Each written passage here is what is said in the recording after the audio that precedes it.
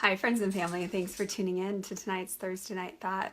Tonight's thought comes to you from my office, which is a very warm and intimate space where I work. And I want to invite you into my office tonight to do some work together, because if you're in a place where you're feeling blocked from abundance in your life, this message is going to get to the core of it. So if you want to go grab a pen and paper, we will do some work together. And the message is this: abundance is a spiritual and physical outpouring of love. If there are any perceived blocks to this love in your life, realize they are perceived. For spiritually, they are your gifts. And in finding and claiming your gifts, abundance flows. Therefore, seek and you shall find. The harvest is ready.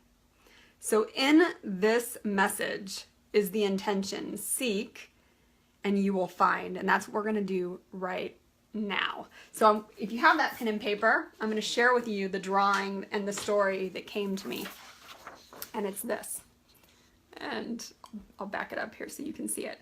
There's a picture, and this story is about Jane and Jack. So even if you're a man or a woman, it doesn't matter. I want you to draw this exact picture, because this story and the elements of this story play out in the experience of feeling blocked from abundance. So there's Jane and there's Jack. There's the line underneath them that represents their physical reality, right? Where they want to experience abundance on the physical, their now moment. And then there's a spiritual reality, which is this bubble, okay, that represents her thoughts and feelings, and it's being told from Jane's perspective. So that's why it's drawn this way. And then there's this block between them, and X marks the spot. We don't know what the block is. You may not even be aware of what the block is in your own life from abundance. And that's where this story comes in. So, the story of Jane and Jack. Jane came to me as a client, and she was seeking to be able to have a more abundant relationship with her husband. She wasn't wanting to have sex with him because of these projections that she had about her husband, and something was blocking them. And when I asked her what she felt was blocking her, she said that it was her body. And when I asked if she had done anything to help her around this issue of her body, she said, oh yeah, I've worked out, I've done all these weight loss programs, I've done all these different things, and I haven't seen any results. So let's pause the story right here. You can actually be in a place in your life where you're perceiving a block, and you can actually be blocked spiritually from having physical results, because you're actually blocked in your perception of what you think is blocking you. So just like in Jane's case, she had done all this work and hadn't seen a physical result. It's because she was blocked spiritually. And that's where we're going to next. So to continue the story, I asked Jane, I said, Jane, when did this belief start about you and your body and you not being good enough in your body, right?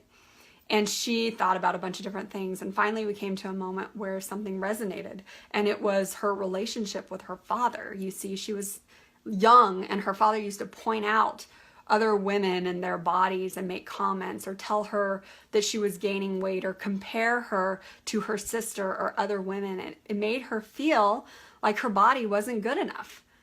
So we could also pause for a moment and blame the father in this story, right, for creating the belief in the daughter. But the truth is, Jane's an adult now, and she has a decision to make if she's going to let that belief affect her current reality or not.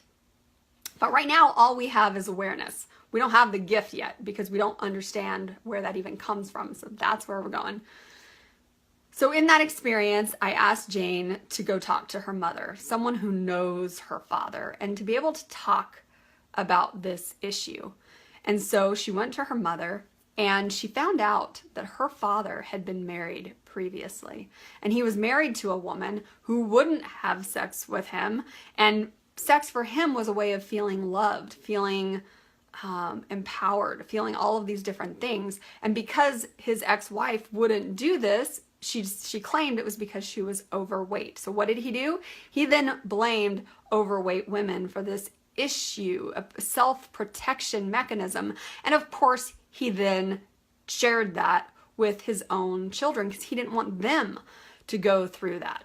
So once Jane had this awareness that this was not her issue, but actually something that was being passed down from generations, because oftentimes the sins of the father will carry into the generations that follow. And then as the generation who follows, she had a decision to make. Do I choose to allow this belief to affect my life?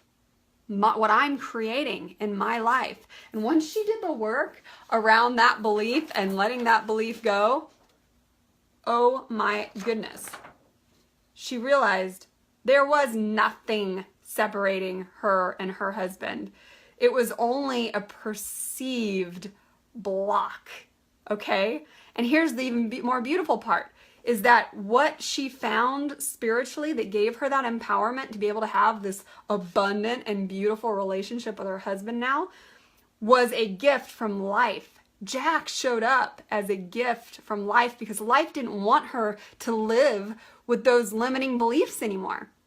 So even when you find one block, there will be more blocks that come in because they're just helping us to be able to get rid of these limiting beliefs that keep us from abundance. Because as the message states, for spiritually, they are your gift. And in finding and claiming your gift, abundance flows. And where does it flow? It flows spiritually and physically. Seek and you will find, because the harvest is ready. So this story plays out in all of our lives. And my hope and prayer is that if you draw that picture and start to put yourself in that story and the other person in that story, that you will find those areas. And if you have a Jane or Jack relationship, that you'll come find me, because that's my passion. So thank you so much for tuning in, and I look forward to sharing our next Thursday Night Thought together.